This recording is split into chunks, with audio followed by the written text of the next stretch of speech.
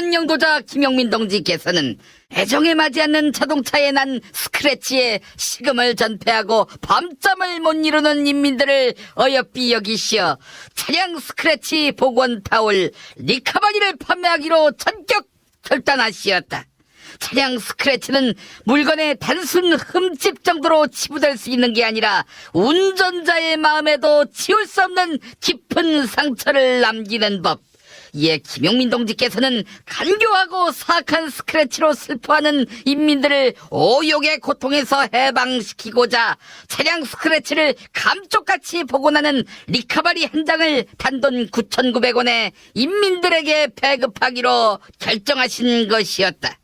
스크래치 제거하자고 약품을 사용하기에는 귀찮고 그렇다고 카센터에 가자니 비용이 고민인 인민들은 상처난 곳을 쓱쓱 닦아주기만 하면 스크래치가 사라지는 리카바리 타올의 기적을 반드시 경험해 후손 만대에 이 복음을 전파해야 할 것이다.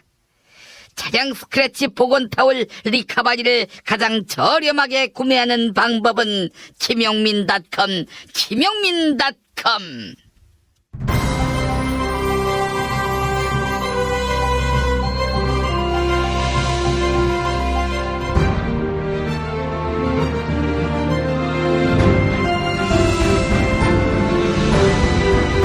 2018년 5월 21일 월요일 김용민 브리핑 2부입니다.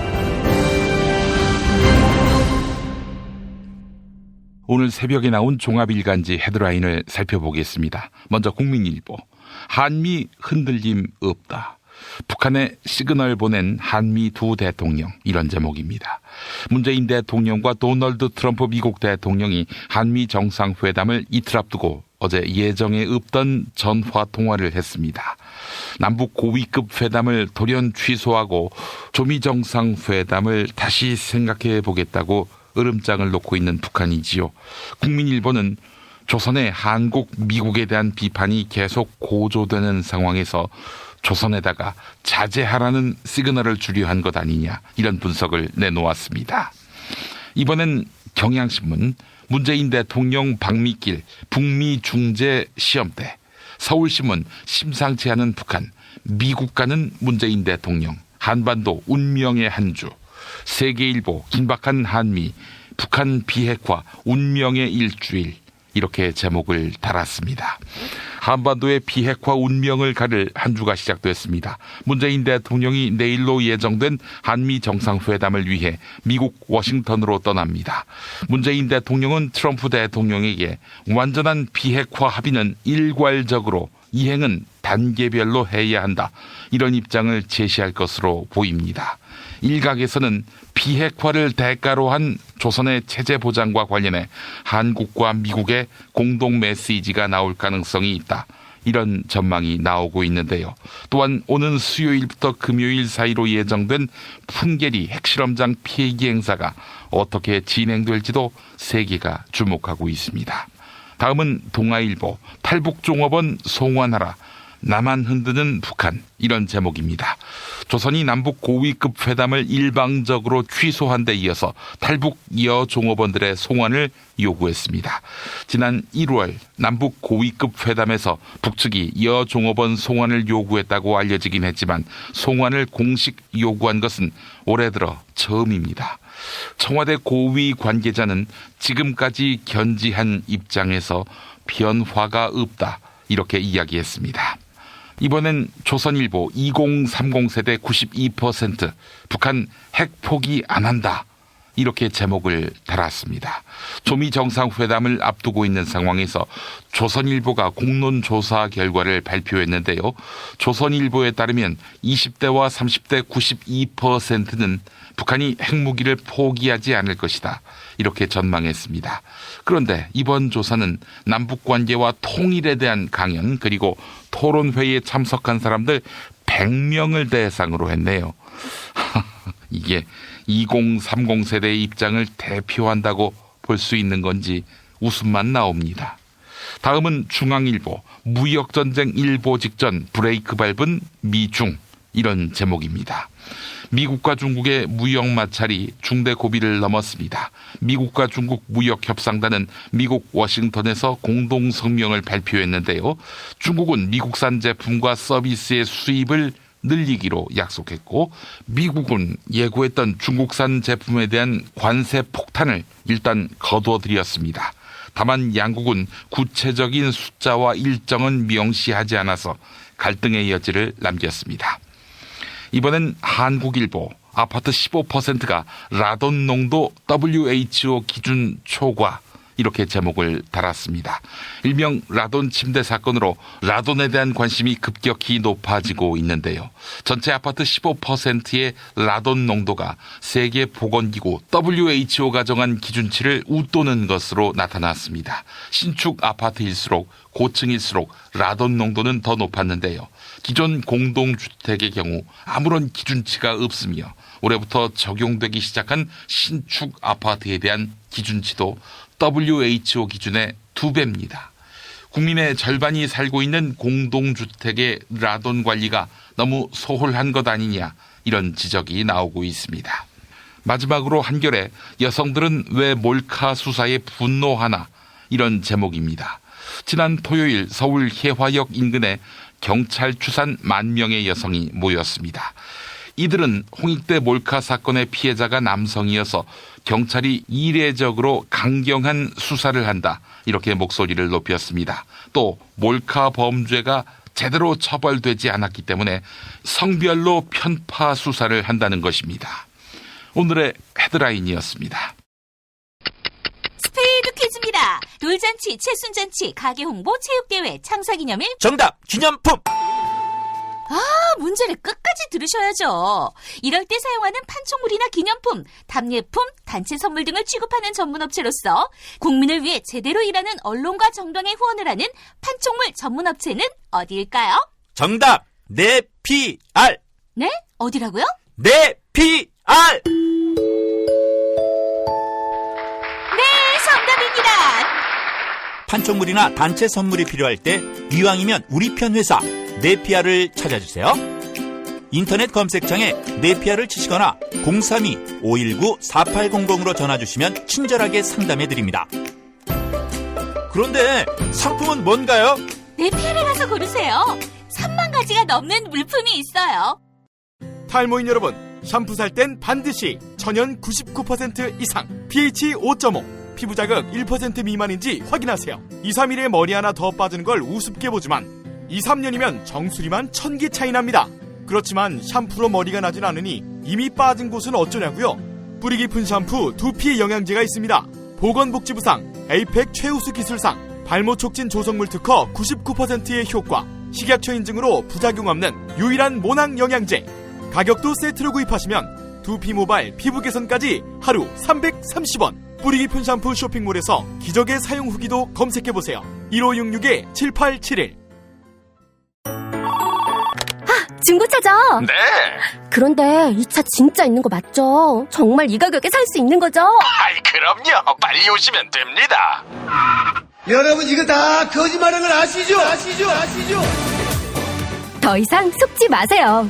허위 매물에서 우리의 가족과 이웃을 지키는 더불어 중고차.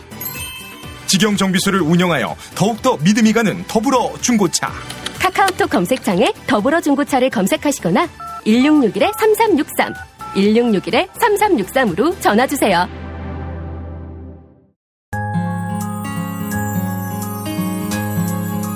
당신의 정직한 뉴스 보좌관 김용민과 주파수를 맞춘다. 새로운 아침 특별한 선택 김용민의 뉴스 브리핑. 김용민의 뉴스 브리핑. 조선이 류경 식당 여 종업원 집단 탈북 문제를 꺼내들고 남쪽 정부를 압박하고 있습니다. 조선은 탈북 여 종업원들을 송환하지 않을 경우 남북 이산가족 상봉 행사가 무산될 수 있음을 시사했습니다. 김용민 브리핑이 취재한 바에 따르면 이들 종업원 몇 명은 행선지도 알지 못한 채 탈북한 것은 맞지만, 즉 납치되다시피 했지만 이제는 한국에 정착하겠다는 뜻을 밝히고 있는 것으로 알려졌습니다. 만약 그렇게 해서 여종업원들이 갈 사람, 남을 사람으로 갈린다면 이곳에 남게 될 여종업원의 북쪽 가족들이 혹여 고통을 당하는 것이 아닌가 염려되는 부분이지요. 정부의 딜레마도 여기에 있는 것 같습니다. 조선은 2016년 4월 유경식당 종업원의 집단 탈북이 있은 뒤로 줄곧 송환을 요구했습니다. 하지만 남북관계가 개선 국면에 접어든 올해부터는 이 문제를 공개적으로 꺼내들지 않았는데요. 하지만 최근 국내 언론이 기획 탈북 의혹을 제기하자 조선은 다시 이 문제를 공개적으로 거론하기 시작했습니다. 이에 대해 정부는 한국 국민이 된 여종업원들을 조선으로 돌려보내는 일은 검토하고 있지 않다, 이런 입장인데요. 청와대 관계자는 체제안전 보장 부분에 대한 구체적인 약속이 나오지 않자 조선이 문제 제기를 하는 것으로 보인다고 말했습니다. 한겨레 보도였습니다. 미국의 B-52 전략 폭격기가 참여할 예정이던 한미연합훈련 블루 라이트닝이 취소됐다. 미국의 경제신문 월스트리트 저널이 이렇게 보도했습니다. 월스트리트 저널은 한국 정부가 B-52를 동원한 블루 라이트닝 훈련을 바라지 않았다, 이렇게 전하고 있습니다. 이어서 미국 정부 역시 민감한 시기에 한국과 협조적인 관계를 유지하는 것이 중요했기 때문에 한국 정부의 요청을 거부하지 않았다고 덧붙였습니다. 당초 블루라이트닝 훈련은 조선을 자극하지 않기 위해 최소한으로 이뤄질 예정이었는데요. 한반도 긴장 고려를 우려한 한국 정부 요청으로 훈련이 취소됐다는 겁니다. 한편 문재인 대통령은 어제 아침 도널드 트럼프 미국 대통령과 전화 통화를 했습니다. 청와대 측은 두 정상이 조미 정상회담에 성공해 뜻을 모았다고 설명했습니다. 윤영찬 청와대 국민소통수석의 브리핑 들어보시죠. 문재인 대통령은 20일 오전 11시 30분부터 20분간 도널드 트럼프 대통령과 통화했습니다. 양 정상은 최근 북한이 보이고 있는 여러 가지 반응들에 대해 의견을 교환했습니다. 북미 정상회담의 성공적 개최를 위해 곧 있을 한미 정상회담을 포함 향후 흔들림 없이 긴밀히 협의해 나가기로 했습니다. 기사 소개는 한겨레 보도를 바탕으로 했습니다. 이명박 정부의 1호 자원 외교 사업은 이라크 쿠르드 유전 사업이었는데요. MBC 취재의 결과 이명박 씨가 직접 쿠르드 유전 사업을 챙기고 관여한 것으로 확인됐습니다. 석유공사는 쿠르드 유전 사업에 무려 1조 5천억 원을 투자했지만 회수된 돈은 66억 원뿐입니다. 그런데 무리한 쿠르드 사업 추진 과정에서 2011년 석유공사 과장급 실무자가 스스로 목숨을 끊었습니다. MBC 취재진은 유가족의 동의를 얻어 숨진 과장의 업무용 수첩과 이메일을 확보해 분석했는데요. 석유공사의 쿠르드 사업은 청와대에 일상적으로 보고되고 있었습니다. 특히 당시 이명박 대통령이 직접 보고를 받았다거나 BH 승인, 그러니까 청와대 승인이라는 표현들이 등장합니다. 그동안 개별 사업에 개입하지 않았다는 이명박 전 대통령의 입장과는 완전히 상반된 물증입니다. MBC의 보도 소개해드렸습니다. 드루킹 김동원 씨가 문재인 대통령의 수행력을 맡아온 송인배 청와대 제1부속 비서관을 만났던 것으로 확인됐습니다. 자유한국당을 포함한 야권은 공세 수위를 한층 높일 전망입니다. 청와대 민정수석실의 조사 결과 송인배 비서관은 2016년 6월 당시에 더불어민주당 김경수 의원과 함께 드루킹을 처음 만났습니다. 이후에도 다른 동석자들과 함께 만났으며 모두 4번의 만남을 가졌는데요. 이에 대해 송인배 비서관은 문재인 대통령을 응원하는 순수한 지지자들과 만나는 것으로 알고 정책 관련 토론을 나눴다, 이렇게 설명했습니다. 지난달 20일쯤 민정수석실은 조사 결과 큰 문제가 없다고 판단해 문재인 대통령에게 관련 보고를 하지 않은 것으로 알려졌습니다. 한편 송인배 비서관은 드루킹을 비롯한 경제적 공진화 모임 회원들을 만날 때 2차례에 걸쳐 간담회 참석비 명목으로 소정의 사례비를 받았는데요. 민정수석실은 상식에서 벗어나지 않는 액수라고 판단했습니다. 이상은 연합뉴스 보도였습니다. 5.18 북한군 개입설의 허구가 또 한 번 밝혀졌습니다. 극우 보수 논객 지만원 씨가 조선 특수군으로 지목한 제73 광수 리선관은 헬기 사격을 목격한 시민군인 것으로 밝혀졌습니다. 지만원 씨는 5.18 민주화운동과 관련된 사진 속에 있는 사람들을 조선 특수군이라고 주장하고 있습니다. 특히 지만원 씨는 시민 한 명을 제73 광수 리선권으로 지목했는데요. 이 시민은 5.18 당시 공수부대원들의 만행을 보면서 울분을 참지 못해 광주항쟁에 참여한 시민군 출신 지용 씨였습니다. 지용 씨는 지만원 씨를 명예훼손으로 고소하고 5월 경험담을 밝힐 계획이다라고 얘기했는데요. 아울러 도청 집단 발포가 있던 21일 이후 헬기 총사격도 있었다 이렇게 덧붙였습니다. 한편 이낙연 국무총리는 제38주년 5.18 민주화운동 기념식에서 전두환 씨를 향해 직격탄을 날렸습니다. 5.18에 대해 책임져야 할 사람이 사실을 왜곡하고 광주의 명예를 훼손했다는 겁니다. 이낙연 총리의 기념사 들어보시죠. 요즘 들어 5.18의 숨겨졌던 진실들이 새로운 증거와 증언으로 잇따라 나오고 있습니다. 불완전했던 진실 규명이 이제 채워져 가고 있는 것입니다. 문재인 정부 들어 제정된 5.18 특별법에 따라 진상규명위원회가 9월부터 가동되면 어떠한 제약도 받지 않고 아무런 의혹도 남기지 않고 진실을 완전히 밝혀줄 것이라고 저는 믿습니다. 당시 국방부가 진실의 왜곡을 주도했다는 정황도 드러났습니다. 앞으로 사실이 규명되고 책임도 가려질 것입니다. 과거 정부의 범죄적 행태에 깊은 유감을 표합니다. 사실이 확인되는 대로 정부의 정리된 입장을 밝히겠습니다. 책임을 져야 할 사람이 사실을 왜곡하고 광주의 명예를 훼손하기도 했습니다. 진실의 심판을 피하지 못할 것입니다. 기사 전달은 한국일보 보도를 바탕으로 했습니다. 주말과 내일 부처님 오신 날까지 이어지는 이번 징검다리 연휴는 모처럼 미세먼지 없이 숨쉬기 좋은 날이 이어지겠습니다. 내일까지 먼지 걱정 없는 날이 될 것이다. 이런 얘기입니다.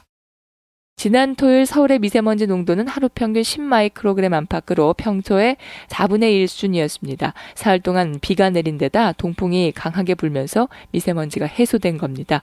연휴 마지막 날인 내일까지 지금처럼 청정한 대기 상태를 유지할 것으로 보이는데요. 특히 여름에는 미세먼지 위협에서 벗어날 수 있을 전망입니다. 국립환경과학원은 올해 여름철에 심한 미세먼지는 없을 것으로 내다봤습니다. YTN 보도 전해드렸습니다.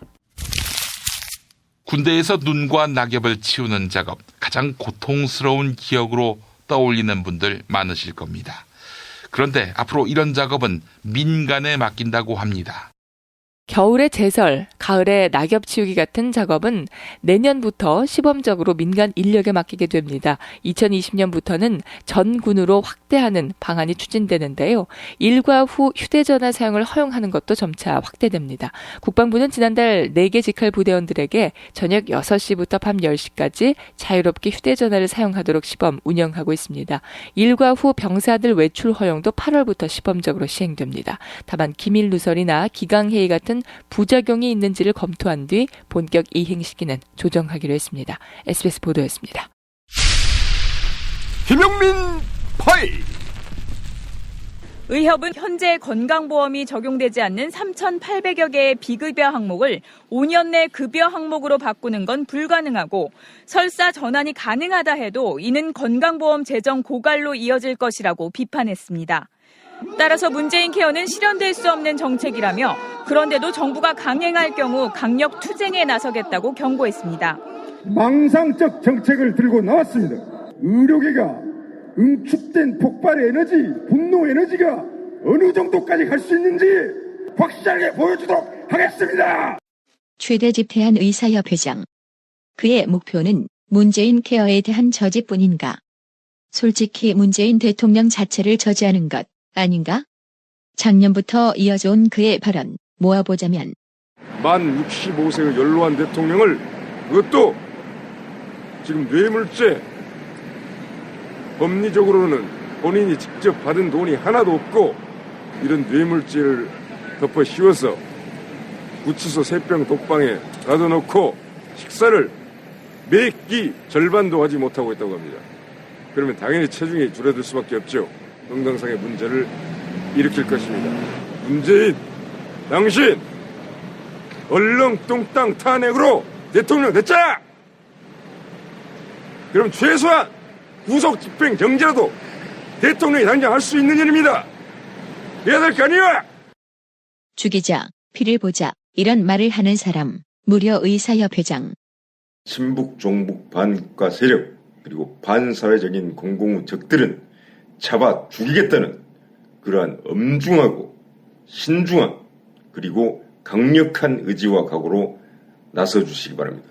그런 분들과 저는 함께할 것입니다. 살아있는 모든 생명을 귀하게 여기고 존재하는 모든 것들을 귀하게 여길 수 있는 그런 정신으로 그런 정신을 갖고 되돌아와야 할 것입니다. 그렇지 않으면 그 자들에게 남은 것은 무자비한 응징과 죽음밖에 없습니다. 저는 분명하게 말씀을 드렸습니다. 그런 어떤 피를 흘리는 그런 어떤 정치, 큰 정치 회피하지 않을 것입니다. 역사적 사명이자 소명, 우리 시대의 누군가는 해내야 됩니다. 그런데 여기서 커다란 걸림돌이 있습니다. 바로 문재인 정부입니다. 문재인 이 사람이 최고권자에서 내려와야 됩니다. 즉 잘한다 잘못한다 따질 것이 아니라 지금 나라가 지금 존망 위기에 빠져 있기 때문에 문재인 씨 당신이 그 최고권자에 있어서는 너무나 무능하고 안 된다는 것 이미 다 국민들 성숙하고 각성된 국민들 많이 알고 있습니다. 거의 다 알고 있습니다. 그 자리에서 자진하야를 해야 된다는 것입니다. 긴밀한 한미연합전력에 의한 선제타격, 예방전쟁, 그리고 북한 어떤 반격에 대한 우리 군의 전면전을 각오한 대응 공격, 그리고 북진 자유 통일을 이루어낼 수가 있습니다. 문재인 이 사람이 하야를 해야 된다는 얘기죠. 만약에 문재인 대통령 하야가 여의치 않으면 이렇게 들이받으려나? 오직 인정할 수 없습니다.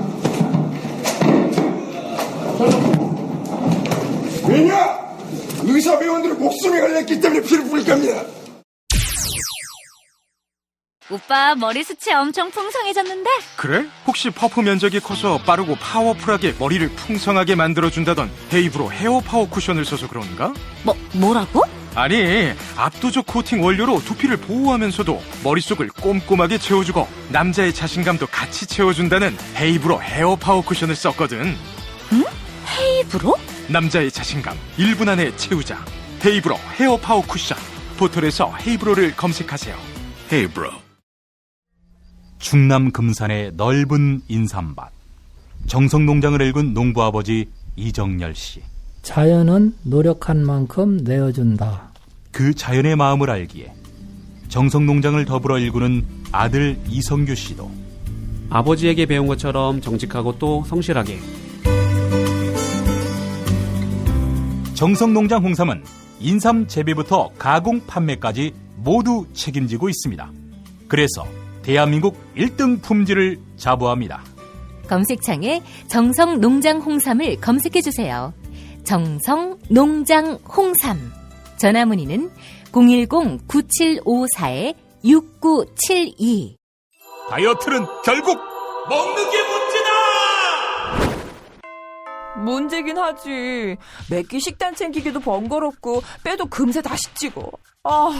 아직도 몰라? 비타샵 다이어트를 해봐. 안 그래도 궁금했는데 어떻게 뺀 거야? 몇 개월 한 거야? 몸에는 안 나빠? 물어 뭐래. 비타샵 가봐. 같이 해. 1522-6648 혹은 비타샵을 검색해주세요.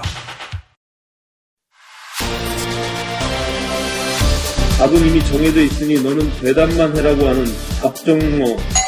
아닌데. 답은 정치인데 너만 몰라. 이건데.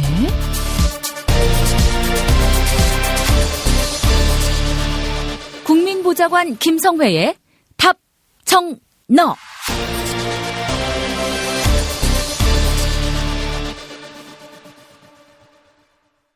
자, 이제 착한 보쌈 드실 차례입니다.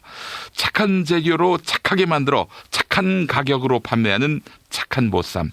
특허받은 제조 방법으로 갓 삶은 부드럽고 고소한 보쌈의 맛을 즐길 수 있습니다.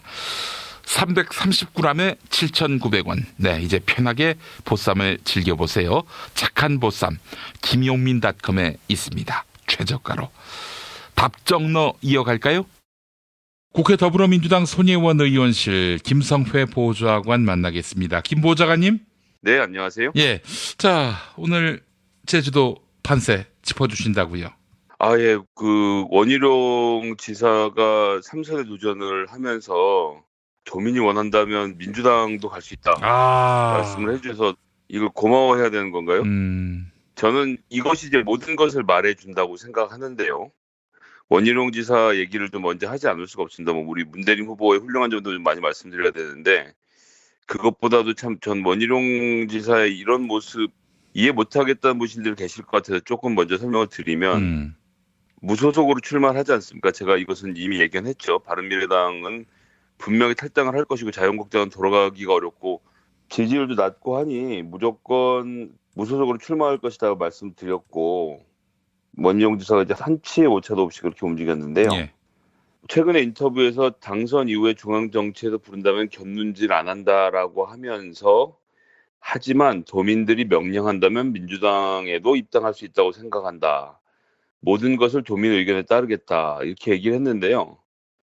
우리 당이 제가 당대표는 아닙니다만 아무나 오겠다 그러면 받아주는 정당이 아닙니다. 예. 그리고 원희룡 지사가 당선될 가능성도 지금 현재 없는 상태이기 때문에 제가 보기엔 이런 식으로 해서 민주당 표를 구걸하는 모습은 본인 정치 역정에 비춰보면 너무나도 맞는 모습이긴 한데요. 그래도 그렇게 하시면 안 되죠. 예. 일단 저희가 좀 옛날 이야기를 좀 드려볼 필요가 있을 것 같아요. 모르시는 분들을 위해서 간단하게 설명드리면 1999년에 이제 가수로는 김범수 씨하고 백지영 씨가 데뷔를 한 해인데요.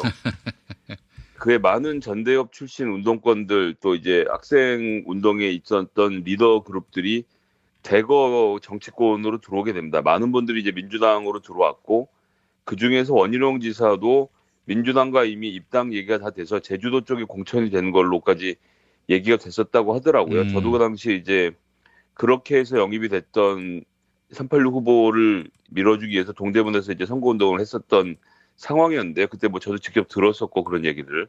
그런데 어느 날 아침 보니 한나라당 입당을 했습니다. 양천구 갑의 전략공천을 받은 건데요. 왜 이렇게 됐냐를 살펴보면 민주당에서 제주도에 공천을 주겠다고 하니까 제주도는 싫다 이런 거예요. 나는 제주도 출신이지만 제주도 가기 싫고 서울에 공천을 달라라고 했던 점이 많이 인용이 돼서 결국은 잘 기억하시겠지만 2000년에는 이해창 총재가 공천권을 진두 지휘했을 때였거든요. 그때 양천에 전략 공천을 받은 겁니다. 근데 이제 재밌는 것은 2004년인데요. 2004년 17대 총선에는 비상대책위원장이 그 이름도 위대하신 박근혜 비대위원장이었습니다. 예. 이분이 공천 진두지를 했는데 그거 기억하시겠지만 조윤선 씨가 전략 공천 받을 때 원희룡 지사도 또 공천을 받았습니다. 이해 무리 없이 재선 공천을 받았고요. 18대 총선 때는 2008년입니다. 이때는 친이 친박이 엄청 싸웠죠. 그래서 대통령이 이명박이었을 때이기 때문에 친박 공천을 다 학살을 해버렸거든요. 근데 그 전번에 비상대책위원장이 박근혜일 때 공천을 받았던 원희룡이 살아남아서 또 공천을 받고 3선이 됩니다.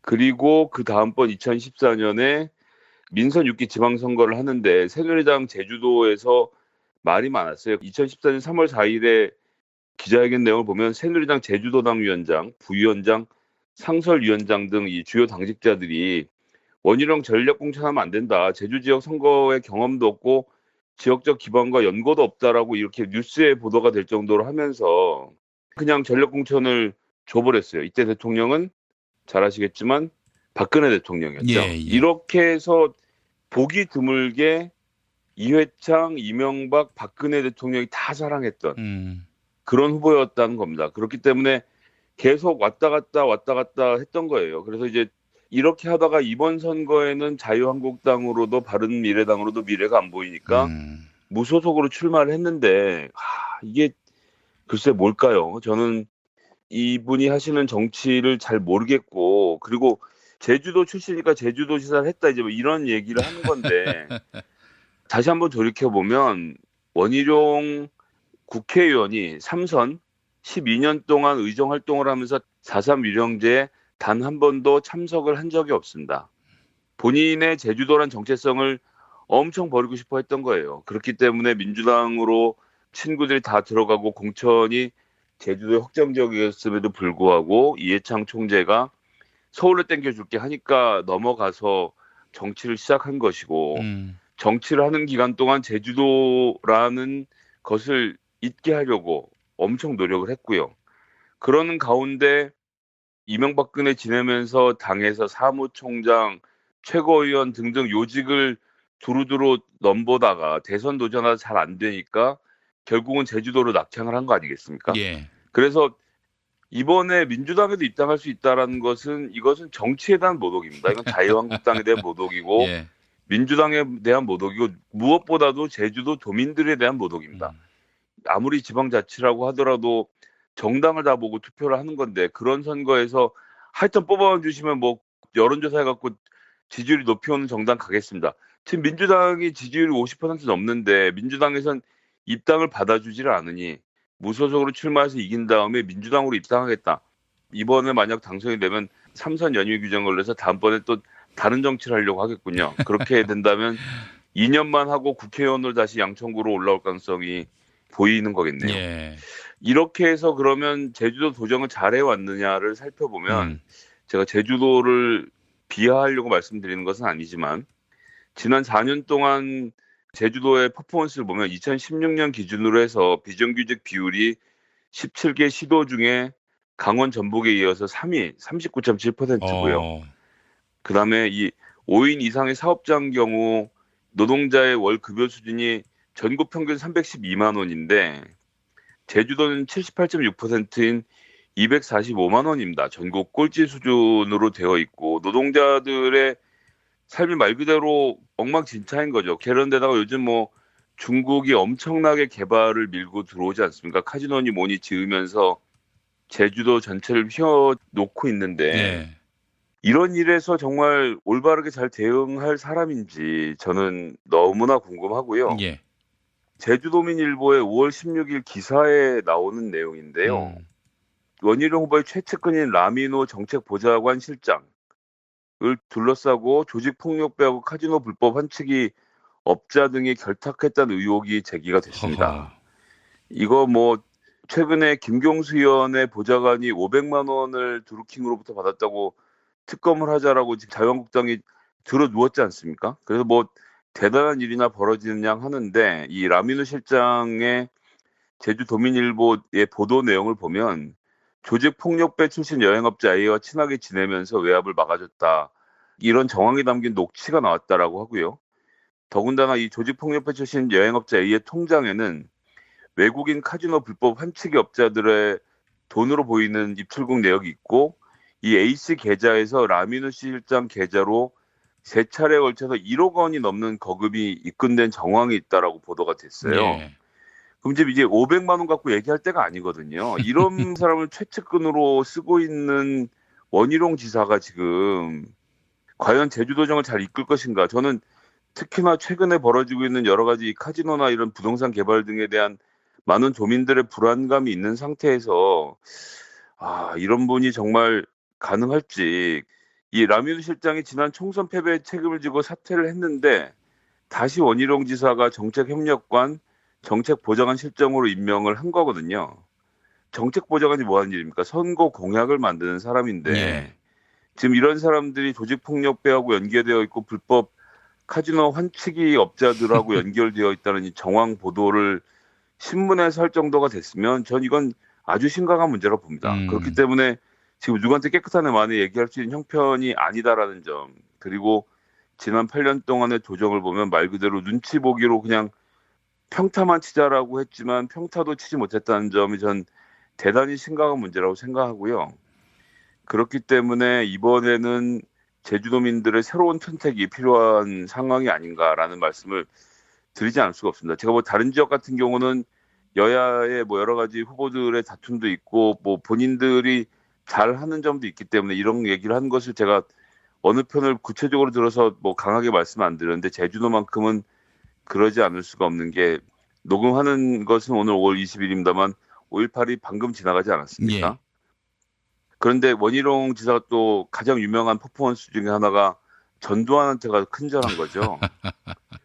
그래서 그때는 뭐 전직 대통령이었기 때문에 했다 이렇게 얘기를 하는데 전 이런 정도의 역사 인식을 가진 사람이 어떻게 감히 도민들이 원하면 민주당에 입당하겠다는 얘기를 하는지 제가 뭐 잠깐 뭐 설교 비슷하게 드리면 용서라는 것은 힘이 있는 사람이 힘이 없는 사람한테 하는 겁니다.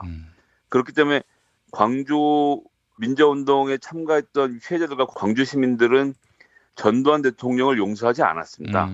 그러고 법적으로도 아직 처벌받을 부분들이 남아있고 본인은 이 문제에 대해서 전혀 반성하지 않고 아직도 무슨 북한군 개입설이니 광주가 사태이니 뭐 이런 얘기들을 서슴지 않게 본인과 측근들이 하고 있는 상태 아닙니까?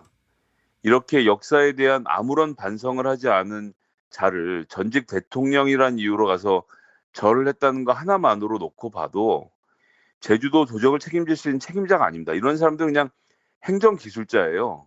문대림 그 후보가 당선이 되면 뭐 행정국장이나 도시개발국장 뭐 아니면 민원국장 정도로 원희룡 지사를 채용하는 것은 제가 반대하지 않겠습니다만 이런 사람이 다시 지사가 된다는 것은 이건 제주도에 큰 우한거리를 만들 것이라 생각하고요.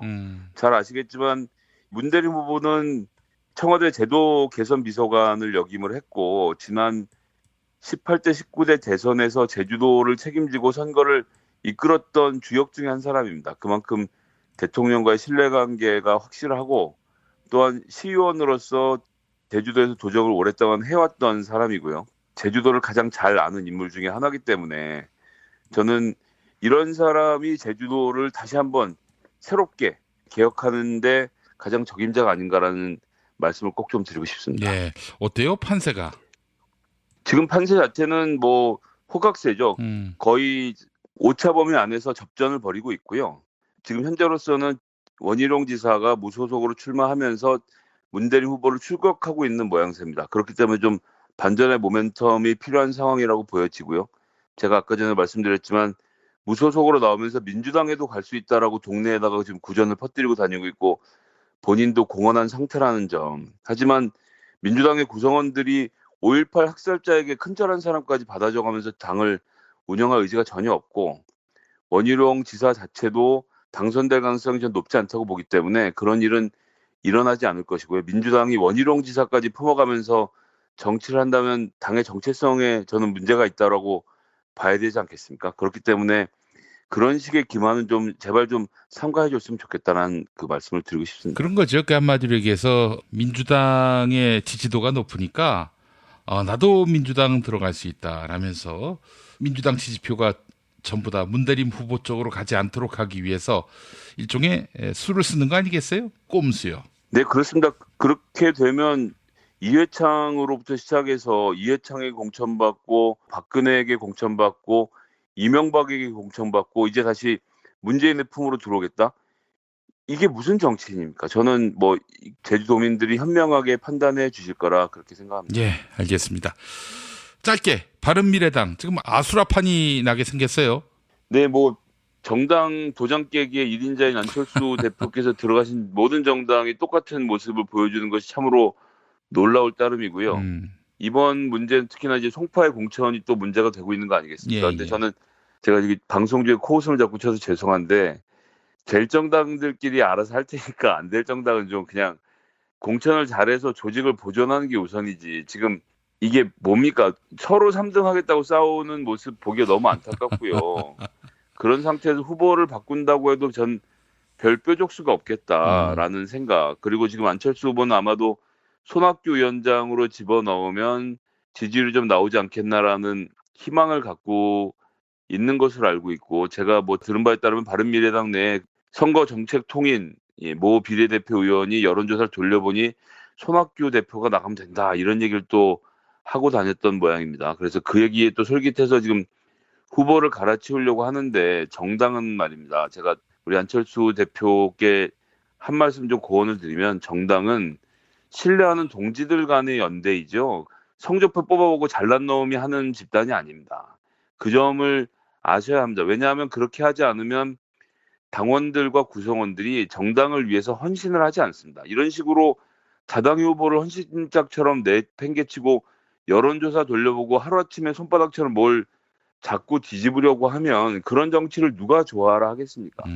유승민 의원도 그렇게까지 하진 않았거든요. 그러니까 이런 사람들하고 같이 정치를 하려니까 깝깝하지 않을 수 없는 거예요. 최근에 그것이 가장 극명하게 드러난 것이 바로 박선숙 의원 본회의에 참가했지 않습니까? 예. 안철수 의원을 대통령 만들겠다라고 나섰던 그 박선숙 의원이 왜 본회의에 참가해서 민주당과 민주평화당과 함께 출석을 했겠습니까?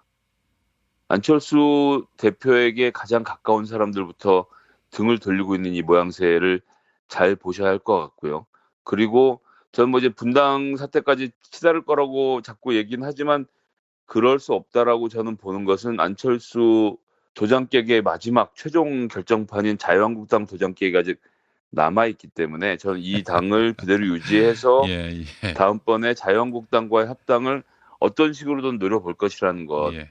그런 점에서 분당을 안 할 거라는 거에 한 표를 걸고 싶은 마음이긴 한데요.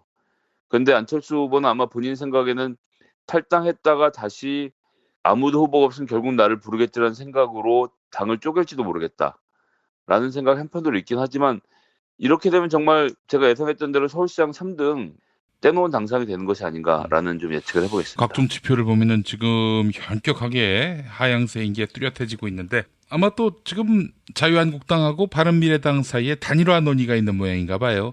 저희가 절대 안 된다고 봅니다. 왜냐? 안철수 후보가 나로 단일화를 해야 한다. 이렇게 우길 것이 분명하기 때문입니다. 예, 그것은 지금 여론조사를 해보면 자유한국당 김문수 후보가 조금 앞설 수 있는 상황이기 때문에 안철수 후보가 받을 리가 없죠. 받아서 어느 쪽으로든 단일화가 되고 그 두 사람이 함께 힘을 모아서 해본다면 이번 선거에서 최소한 선거비 보전 받지 않을까라는 조언을 드리고 싶습니다. 유일한 목적이 그게 아닌가. 그리고 결국 2등이 될 것이 분명하고 그렇다면 뭐 차기 대선 구도에서 뭐 탈락할 일은 없을 거다 이런 계산을 하고 있는 것 같은데 아이고 그 계산 위에 유권자들이 있습니다. 이걸 좀 아셔야 할 텐데 말이죠. 본인의 비전 없이 계속 가운데로만 가겠다라는 것이 국민들로 하여금 피곤함을 만들어냈고요. 그리고 계속되는 공천 갈등으로 새로운 정치를 보여주겠다라는 것을 지금까지 끝까지 믿고 있었던 지지자들이 등을 돌리는 이 형국 빨리 해결하지 않으면 더 큰 재앙이 올 거라는 점을 좀 말씀드리고 싶네요. 새로운 정치든 새로운 정치예요. 듣도 보도 못했던 전혀 새로운 정치 아닙니까? 좀 새롭긴 새롭네요. 예, 말씀 듣고 보니. 예, 그렇죠. 이런 정치를 본 적이 없어요, 우리가. 예, 알겠습니다. 자, 김성애 보좌관님 말씀 잘 들었습니다. 네, 감사합니다.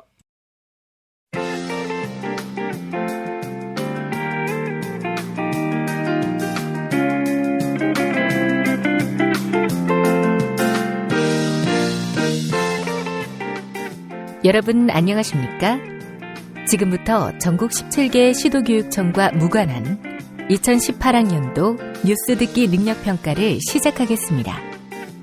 가정이나 직장, 차량, 야외에 계시는 애청자 여러분께서는 팟캐스트의 음량을 알맞게 조절하여 주시고 팟빵 게시판에 정답과 이메일 주소, 사연을 써올리시기 바랍니다. 모든 문제는 한 번씩만 들려드리니 잘 듣고 지시에 따라 물음에 답하시기 바랍니다. 이제 시작하겠습니다.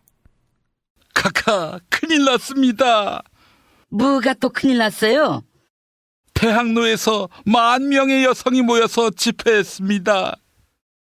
10,000명이나 되는 여성이? 왜? 나의 석방을 요구하려고? 아니죠.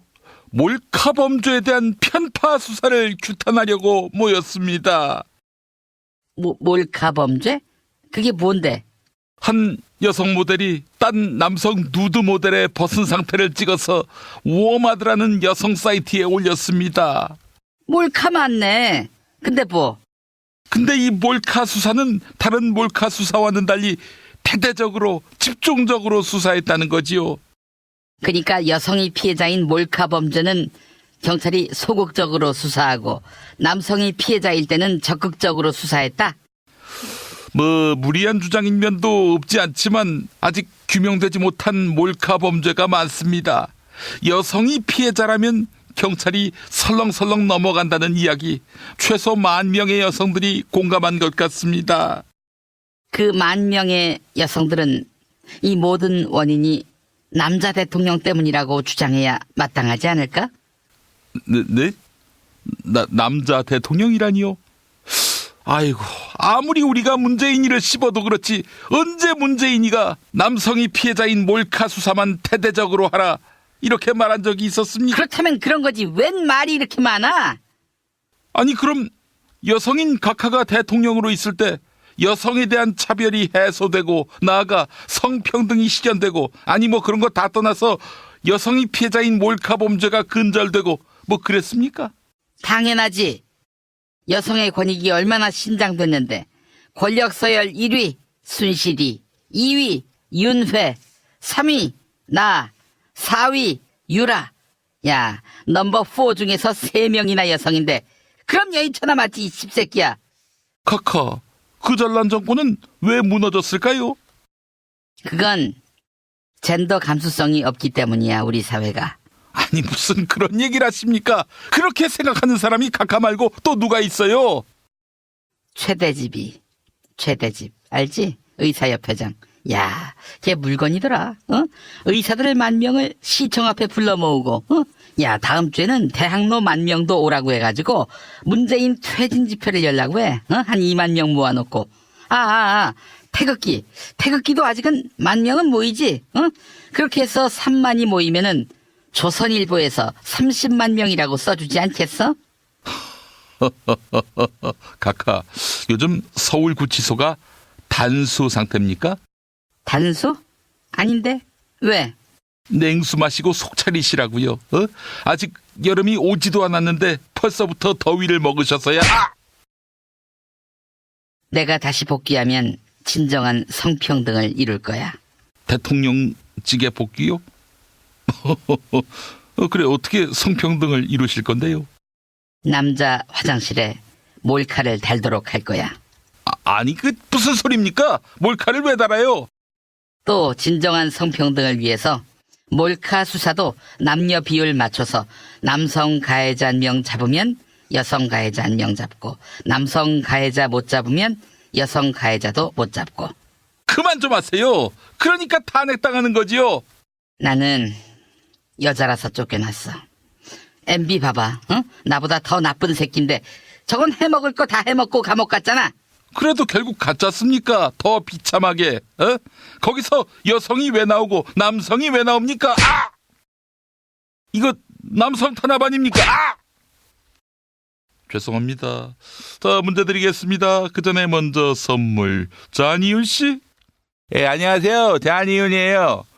정답자에게는 도서출판 매지티미디어에서 펴낸 신간 중국을 빚어낸 6도읍지 이야기를 선물해 드릴게요. 이 국내 최초로 중국의 도읍지 이야기를 담아낸 중국을 빚어낸 6도읍지 이야기. 이걸로 중국 3,000년 역사를 살펴볼 수 있다고 하네요. 그리고 다른 정답자에게는 도서출판 책밥에서 협찬하는 시니어를 위한 두뇌 튼튼 종이접기를 보내드릴게요. 종이접기는 단순한 놀이가 아닌 효과적인 뇌훈련법이지요. 우리 세대한테 필요하겠네요. 다음 김홍룡 감독님. 다른 정답자에게는 머리끝에서 발끝까지 비누 하나로 올인원 향수 비누 하이브로 올인원 파워바를 선물하도록 할게요. 통렬이도 쓰고 종범이도 쓰고 포털 사이트에서 헤이브로를 찾아주세요. 그리고 다른 정답자에게는 애주가들의 핫 아이템 술친금 한 박스 보내드리도록 할게요. 검색창에서 술친금 입력해주세요. 동열이도 먹고 종범이도 먹고. 김홍룡 감독님, 혹시 이건희 회장 아닙니까? 어떻게 알았어? 나머지 상품 알려줄게. 금요일 정답자 가운데 한 분께는 남도 먹거리에서 협찬하는 식품 꾸러미 상품을 선물해 드릴게요. 인터넷 주소창에 남도먹거리.kr을 입력해 주세요. 그 다음은 앙드레 김형. 금요일 정답자 가운데 다른 한 분께는 골반 보정 속옷 바디로직 리포머 팬츠 보내드리도록 할게요. 검색창에서 바디로직 찾아주세요. 그 속옷은 섹시한 속옷일까? 그리고 금요일 정답자 가운데 다른 한 분께는 머문 빌리지 이용권을 격주로 보내드릴까요? 총 3,000평의 대지와 건물 2동을 오직 한 팀에게만 서비스하는데 포털 사이트에서 머문 빌리지 찾아주세요. 둘만 가도 되나요? 클로징에서 사연이 소개된 분에게는 별을 따다 구운 과자에서 만든 강릉 두부 도넛을 선물해 드립니다. 주문 전화 033-646-2668 033-646-2668 인터넷 주문은 베이킹파머.co.kr이 되겠습니다. 문제 드릴게요. LG의 4세 경영이 본격화되겠지요. LG의 창업 중인 구인회 회장, 그리고 구자경 명예회장, 그리고 구본무 회장에 이어서 LG전자 상무인 이 사람이 그 LG를 이어받게 됩니다. 자, 이 사람 누굴까요? 아십니까? 알지. 1번, 구광모, 2번, 구창모, 3번, 구봉서, 4번, 구본승, 5번, 구준엽.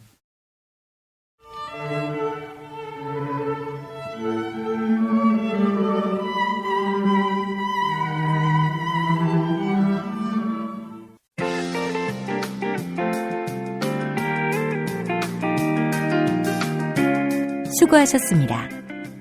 정답자는 다음 방송일 뉴스 포렌메리가 끝나고 발표합니다.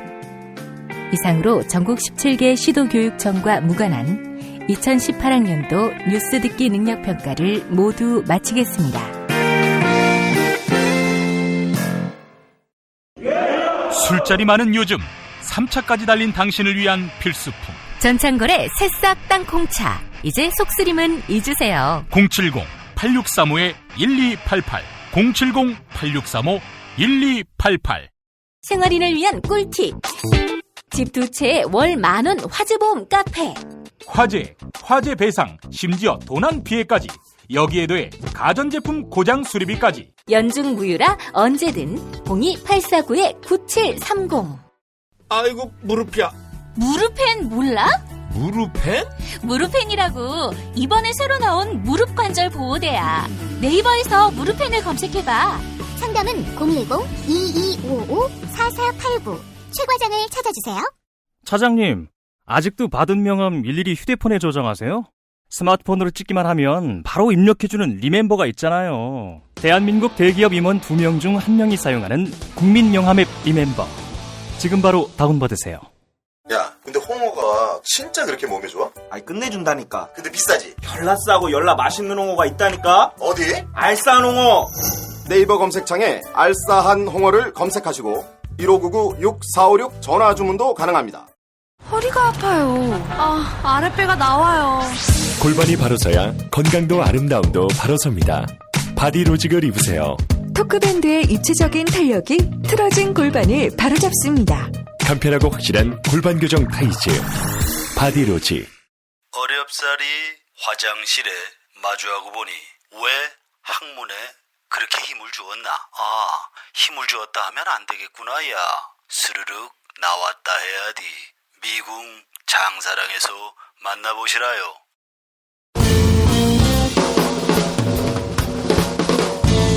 미디어 오늘 정상근 기자가 뉴스 속의 뉴스를 짚어드립니다.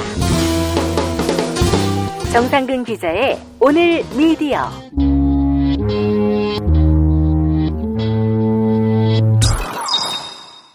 정상근 기자 나와 계시죠? 네, 안녕하십니까? 네.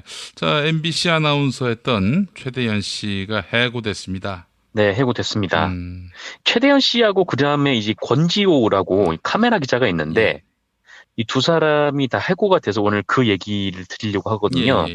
결론적으로 말씀드리면 이 두 사람 모두 이명박 박근혜 정부 당시에 김재철, 안광한, 김장겸 이 체제에서 동료들에 대한 블랙리스트를 만든 당사자였다. 그래서 해고가 됐습니다. 네.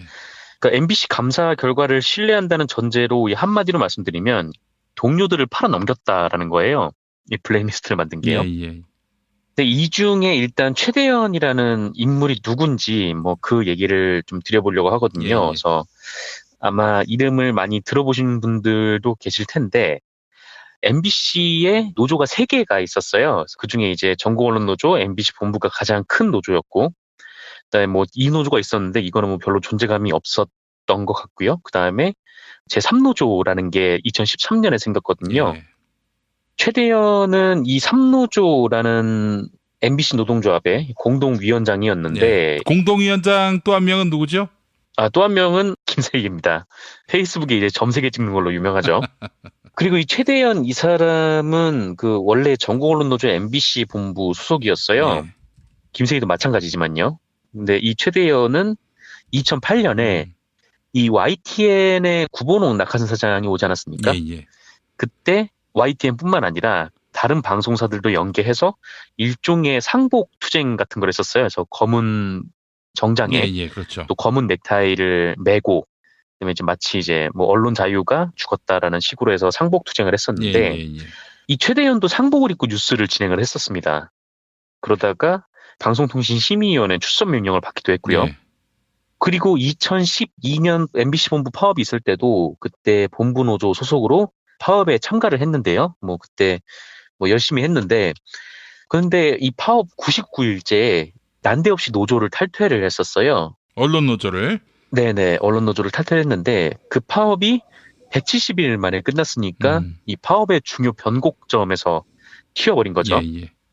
그리고 더 웃긴 거는 이 노조를 탈퇴하면서 말했던 이유였는데 이때 최대현하고 같이 언론노조 MBC 본부를 탈퇴했던 사람이 양승은이었어요. 이 두 사람이 같이 조합에서 탈퇴를 했는데 이 당시에 그 MBC 본부 관계자에 따르면 이 두 사람은 노조를 탈퇴하면서 그 이유를 이렇게 설명을 했대요. 복귀하라는 종교적인 계시를 받았다라는 거예요. 신의 계시? 네네. 그러니까 그분들이 믿는 신이 어느 날 갑자기 나타나서 노조를 탈퇴하고 MBC에 복귀해라 이런 말을 했다는 건데 제가 종교는 잘 모르지만 원래 신께서 이렇게 디테일한 팁을 주시는지는 잘 모르겠는데 그렇진 않죠. 네, 이 성경을 봐도 항상 신께서는 이렇게 구체적이기보다는 크게 스스로 깨달을 수 있는 그런 말을 던져주시던데 아니 설령 그런 경우가 있다 하더라도 노조 탈퇴하라는 식으로 그렇게 명령드리진 않아요. 노조가 정말 악의 화신이 아닌 이상은. 네, 어쨌든 그런 이유를 그런 핑계를 들어서 노조를 탈퇴해서 어쨌든 그렇게 최대현은 복귀를 했고요. 김재철 체제에서 이쁨과 사랑을 계속 받았습니다. 그리고 낮뉴스를 시작으로 해서 주말 뉴스데스크의 앵커를 맡았는데 그래요? 네, 그때도 이제 양승은과 함께 했었어요. 그는 또 신의 축복입니까? 그냥 당신이죠, 당신. 당신의 축복인데. 어쨌든 그러고 난 이후에도 안강한 김장겸 체제에서 본부노조 아나운서들이 극렬한 탄압을 받았을 때 잘 나가던 사람이기도 하죠. 근데 계속 잘 나갈 것 같았던 최대현이 박근혜의 몰락과 함께 몰락을 하기 시작하는데 본부노조가 정치체계내 어쩌네 이렇게 떠들어대던 자신이 그렇게 입지가 좀 불안불안하니까 박근혜 탄핵 반대 집회에도 참석을 했었고요. 이른바 이제 당시 태극기 집회라고 불렸던 그런 집회에도 참석을 했고 근데 집회에 참석을 할 수야 있는데 문제는 그 집단 속에서 빨갱이는 죽여도 돼 이런 손팻말을 들었던 성우스님이라는 사람하고 같이 사진을 찍어서 논란이 된 적이 있었어요. 네, 옆에 또 김세희도 있었죠. 그리고 2017년 5월 7일, 그러니까 19대 대선이 불과 이틀 남았을 때 마음이 참 급했는지 갑자기 오전에 생활 뉴스라는 게 있었는데 이 뉴스 클로징에서 이런 얘기를 합니다. 프랑스 대선에서 통합을 외친 마크롱이 당선됐습니다. 우리나라 대선에서는 지지하지 않는 국민을 폐륜 집단이라며 편가르기까지 하고 있습니다. 선택은 국민 여러분의 몫입니다. 내일 소중한 한 표 행사해 주십시오. 이런 내용이었습니다. 당시에 이 선거를 앞두고 더불어민주당 캠프에 어떤 사람이 부산 경남 쪽에 자유한국당 결집도가 상당하다라고 하면서 이런 폐륜 집단이라고 얘기를 했어요. 물론 그게 제가 알기로는 뭐 문맥상 유권자나 뭐 지지자들한테 한 건 아니고 자유한국당 그 자체에 대해서 한 걸로 알고 있는데 어쨌든 뭐 이런 말을 썼고 뭐 이 말에 뭐 문제가 있다면 뭐 리포트에서 비판을 하던가 했어야 되는데 선택은 국민 여러분의 몫이다. 이런 얘기를 앵커가 뉴스가 끝나고 난 다음에 한 거죠. 그러니까 요거는 선거법 위반의 소지가 있는 거고요. 그리고 보통 이 앵커 클로징은 메인 뉴스에서의 앵커들이 보도국 입장을 담은 클로징 멘트를 하기 마련인데 아니 무슨 생활 뉴스에서 클로징을 저렇게 비장하게 하는지 그것도 좀 이해가 안 가더라고요. 그래서 뭐 이런 걸 보면은 정치적 의도를 갖고 노골적으로 한 얘기로밖에 볼 수 없다라는 거고요. 그리고 또 그 이후에 얼마 뒤에 이 MBC의 계약직 아나운서들이 영화 공범자들을 단체 관람하려고 했어요. 그런데 이 최대현이 공범자들 영화를 보는 거는 해사행위다. 일종의 이제 까불치기도 했었죠. 아니 무슨 영화 보는 게 해사행위예요? 그건 말도 안 되는 얘기죠. 어쨌든 그래서 이 사람은 해고가 됐습니다. 그 MBC가 밝힌 이 정확한 해고 사유는 뭐 아나운서 블랙리스트 작성 및 보고, 또 시차 근무 유용, 선거 공정성 의무 위반이었어요. 이 중에서 아마 선거 공정성 의무 위반은 제가 아까 말씀드린 멘트일 거고, 그리고 이 블랙리스트와 관련해서는요, 최대현 씨는 아나운서였기 때문에 그 아나운서 성향 문건이라는 거를 만든 걸로 알려져 있습니다. MBC가 그렇게 판단을 한 거죠. 이 문건은 MBC 아나운서 32명을 강성, 약강성, 친회사 이렇게 세 등급으로 나눈 문건인데 이 중에 이제 강성, 약강성으로 분류된 아나운서가 13명이었고요.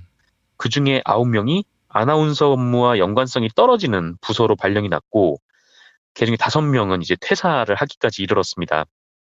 그리고 이 사람과 함께 이 권지호 카메라 기자 같은 경우는 카메라 기자 블랙리스트 문건을 작성한 인물로 알려져 있고요. 카메라 기자를 대상으로 한 블랙리스트에는 카메라 기자 총 65명을 두고 정치적 성향, 회사 충성도, 노조 친소 여부에 따라서 쌍별, 동그라미, 세모, X 이렇게 4등급으로 분류를 했고, 실제 문건대로 인사조치가 이루어져서 논란이 됐었죠. 사실 뭐 이런 걸로 문건 같은 걸 하나 만들었다고 이걸로 해고를 시키냐 뭐 이런 분들이 계실지도 모르겠지만 이게 보통 문건입니까?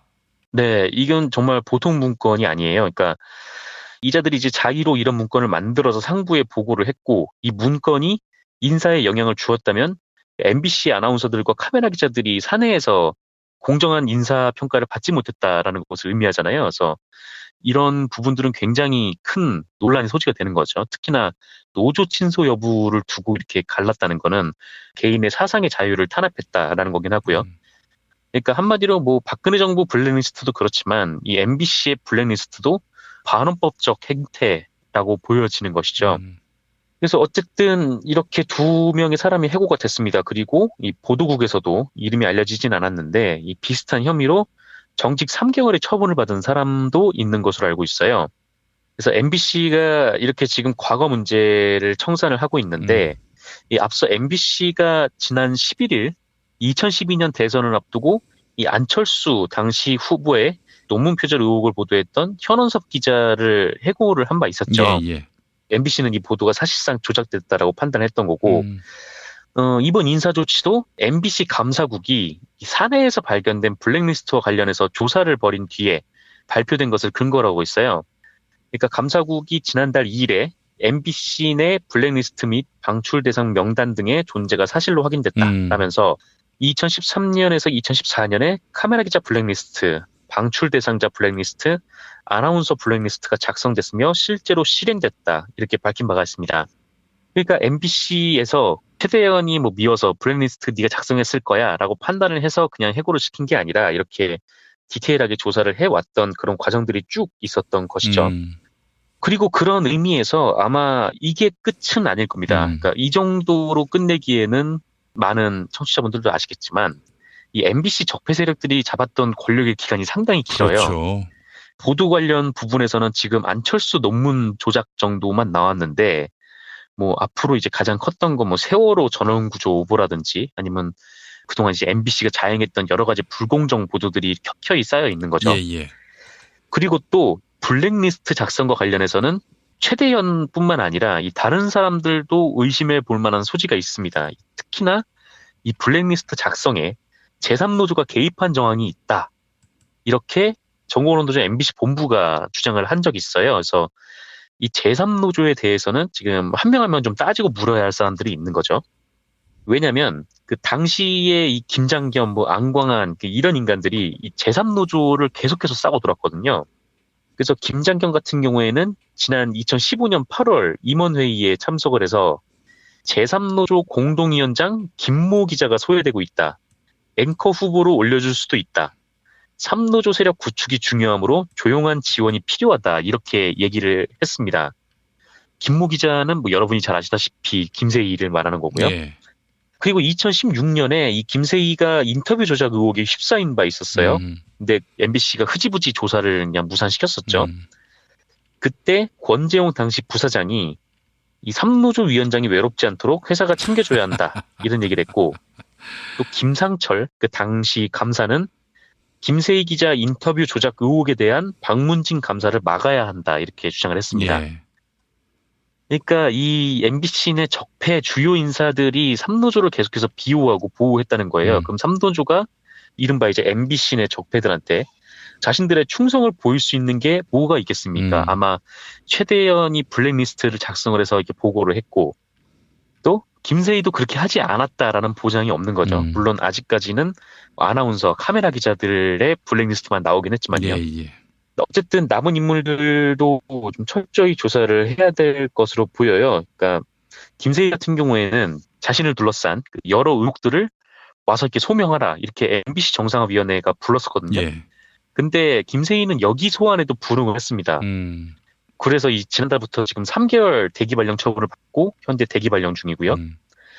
또한 김세희는 이 최대현 씨가 해고된 직후에 페이스북을 올렸더라고요. 예. 여기를 보면 나 역시 이달 중에는 해고가 될 것으로 본다면서 어떤 황당한 사유로 나를 해고할지 기대된다라고 말하더라고요. MBC가 어떻게 할지는 저도 모르겠습니다만, 근데 저도 개인적으로 기대가 되더라고요. 김세희가 벌인 온갖 황당한 일이 있기 때문에 이 중에 좀 어떤 것이 결정적인 사유가 될지 그게 궁금하긴 하더라고요. 물론 이 MBC가 조사하는 바에 따라서 이 해고 사유가 불명확하면 해고가 안 될 수도 있죠. 김장겸 패거리하고 최성구 체제가 다른 게 근거 없이 해고하지는 않는다는 데 있으니까요.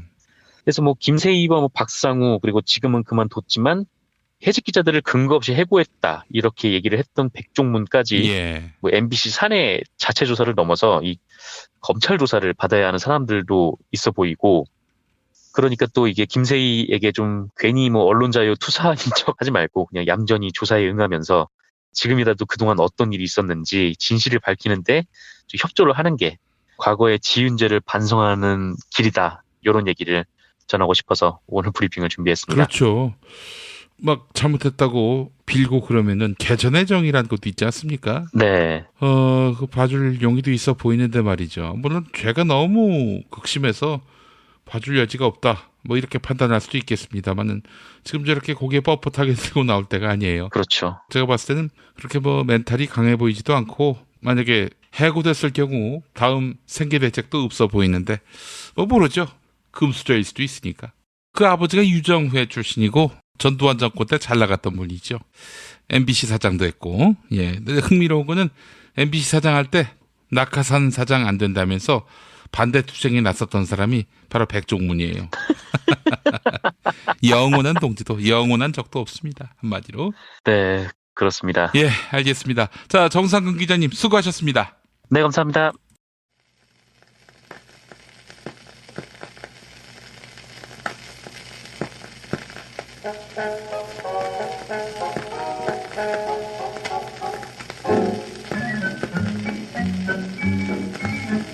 모레는 노무현 대통령 9주기입니다. 마지막 극단적 선택을 할 당시 그의 마음이 어떠했을지는 알 수 없지만 우리 국민 가슴에 민주주의가 무엇인지를 심어주고 떠난 사람으로 우리는 기억합니다. 필생의 과제, 지역감정 해체, 결국 문재인 대선 후보의 부산 울산 승리로 열매를 맺었지요. 그의 문제인식도 투쟁이 없었다면 고착화됐을 지역감정 아니겠습니까? 노무현 하면 생각나는 노래 부산 갈매기 갤럭시 익스프레스의 노래로 함께하겠습니다.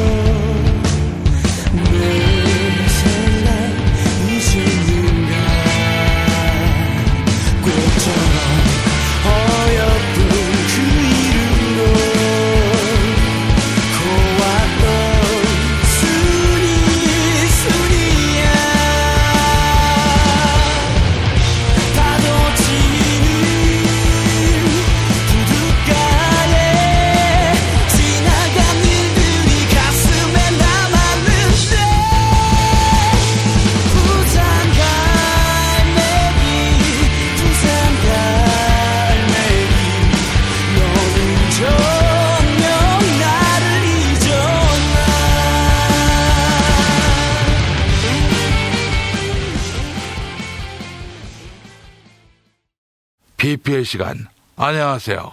여러분의 덕화 인사드리겠어요. 흑채 잔뜩 뿌렸는데 비 맞으면 꼬라지가 그러나 염려 놓으세요. 기존 흑채와는 개념이 다른 헤이브로 헤어 쿠션 여러분에게 선물합니다. 구매 부탁해요. 에이 피부 친화적인 코팅 파우더도 사용하는 헤이브로 헤어 쿠션. 두피 걱정, 탈모 걱정, 그런 걱정 잊어주세요. 공짜로 얻은 듯한 모발 같은 흑채 헤이브로 헤어 쿠션 흑채로 확인해보세요. 검색창에 헤이브로 부탁해요. 최경환입니다. 구매 후기 읽어볼게요. 일주일 전 바디로직 남성용 구부 타이즈로 구매했습니다. 그동안 골반이 틀어져서 조깅할 때마다 무릎이 아프고 골반 쪽 통증이 심했는데 일주일밖에 안 됐는데도 입고 운동할 때 효과가 짱이네요. 골반과 허벅지를 꽉 잡아줘서 입고 운동할 때 통증이 많이 없어졌어요. 이런 반응인데요. 이딴 게 뭐가 대단하냐 이런 분들이 있을 텐데 한번 입어보세요. 이딴 게 얼마나 효과가 있는지 보여드릴 겁니다. 몸이 항상 뻑적지근한 분들께도 권합니다. 바디로직. 특히 누구한테 얻어맞고 병원에 입원한 분들 권합니다. 뭐라고? 필요 없다고? 꾀병이라서. 유인태입니다. 프렌치 패러독스라는 말이 있지. 이 프랑스 사람들 고기 많이 먹는데 치즈도 많이 먹고 그런 고지방 식품에도 불구하고 심혈관 질환이 잘 발생하지 않는 이유는 바로 프랑스 사람들이 많이 마시는 와인에 함유된 레스베라트롤이라는 항산화 물질이야. 그렇다고 날마다 와인만 마시면 가지 일찍. 그 와인 대신에 전창걸의 새싹당 콩차 먹어보라고. 와인보다 무려 23배 이상 많이 함유된 레스베라트롤. 그게 혈액을 맑게 한다고. 병 걸려서 약 먹지 말고 평소에 미리미리 대비해야지. 전창걸의 새싹당 콩차. 전창걸몰닷컴 가면은 살 수 있다고. 창걸아. 근데 새싹당 콩차 10봉 사면은 와인 한 병 안 주냐? 홍준표입니다. 나이 40초 먹은 사람한테까지 병원비를 보장해준다. 이게 사기면 이건 왕팔이죠. 뭐라고 40대 남성이면 월 10,000원대, 10살이면 월 5,000원대면 가입해주는 실손보험이 있다 했어요. 치아보험도 40대 여성 기준 월 20,000원이라고. 포털 사이트 다음에서 이 7,000원 운전자 보험 검색하면 된다고. 016-360-0689, 016-360-0689, 밤 9시까지. 그나저나 내 자꾸 막말한다고 하는데 자꾸 겐세이 놓으면 지원 유세 가는 수가 있어요. 다 떨어뜨리게. 이 회장입니다. 정성농장 홍삼 섭취후기 읽어보겠습니다. 김모 씨 사연인데요. 큰아이 고3 때 먹였는데 몸이 덜 피곤하다고 해서 효과를 봤습니다. 이제 막내아이 고3인데 많이 피곤해서 먹이려고 구매했어요. 큰아이 때처럼 효과가 짱이길. 그리고 또 다른 사연, 이분은 누구지? 읽어보겠습니다. 이번에 정성농장 홍삼 먹고 당선돼서 고향이 충청도가 아니면서 충청도인 양 행세하는 모조품 2회장을 누르고 충청도의 상징으로 거듭나겠습니다. 누구야 이거? 아니 이름이 이 씨발 새끼 누가 누구한테 모조품이라고 해? 정성농장 홍삼 많이 구매해 주시기 바랍니다. 탄핵 때문에 뭐 이야기를 전달을 하려고 해도 길을 막고 듣질 않아요. 패족 수준으로 쪼그라든 한국 보수. 회생의 길은 과연 있을까? 변화된 정치 환경, 갈 길 잃은 보수에게 새로운 희망을 제시한다. 애국보수의 화려한 부활과 집권을 위한 본격 가이드, 김용민의 신간, 보수를 지켜라. 진중권도 투표하는 보수 정당, 광주에서도 일당이 될 수 있는 보수 정당, 젊은이들의 입당이 줄을 잇는 보수 정당. 언제까지 민주당 정의당을 부러워만 할 것인가? 부러우면 진다니까? 자유한국당 당원 김용민이 쓴 보수를 지켜라. 이김에서 나왔습니다.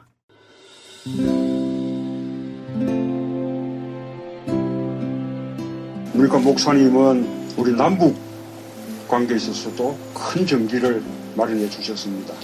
늦봄 문익환 목사 탄생 100주년.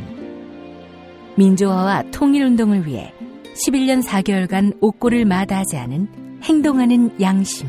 오늘 우리가 누리고 있는 이 민주주의 또 문익환 목사님 덕분이 아주 큽니다. 그가 24년 동안 살았던 서울 강북구 인수봉로 통일의 집이 6월 1일 문익환 통일의 집 박물관으로 거듭납니다.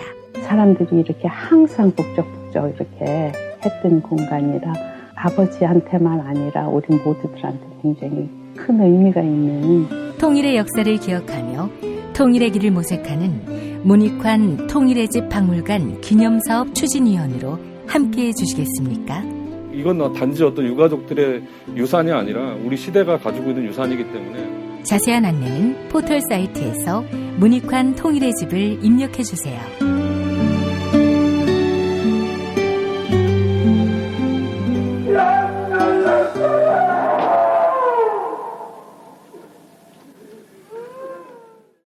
도올 김용옥 선생의 마가복음 강해로 여러분을 초대합니다. 이 마가복음이라는 게 대단히 중요합니다. 왜냐하면 복음서의 원형이기 때문에. 원형. 매주 일요일 아침 11시 서울 서대문구 충정로 20, 서울 지하철 충정로역 9번 출구 앞에 있는 벙커원에서 도울과 만나세요. 율법을 믿으시겠다고? 신약이 율법의 완성이라고? 얼어빠질 그따위 기독교 내 입 앞에서 제발 입도 뻥끗 터지지 말아요. 그런 소리들은. 벙커원 교회 일요일 예배를 겸하는 이 자리. 도리 진리와 생명이었던 예수를 원형 그대로 복원합니다. 그 십자가를 과감하게 걸머지고 돌아가신 예수를 말하지 아니하고 믿으면 너는 금방 축복받을 일만 남았다. 이게 한국 목사들 99%의 거짓말 설교예요. 도올의 마가복음 설교는 따로 녹화 녹음되지 않으며 현장에서만 만나실 수 있습니다. 김용민닷컴 자유 게시판에 올라온 사연 일부 소개합니다. 블랙스미스님, 임을 위한 행진곡을 들으며 눈물 흘려보기는 또 오랜만인 것 같습니다. 20년 전 최루가스를 마시며 노래 부를 때도 그랬는데요. 지금은 최루가스도 없는데 눈물이 터져 나옵니다. 라고 하셨습니다.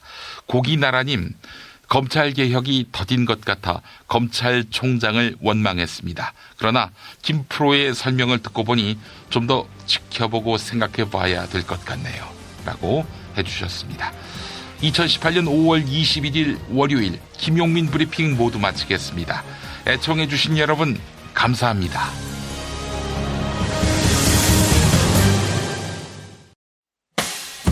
김용민 브리핑과 함께한 시간 어떠셨어요?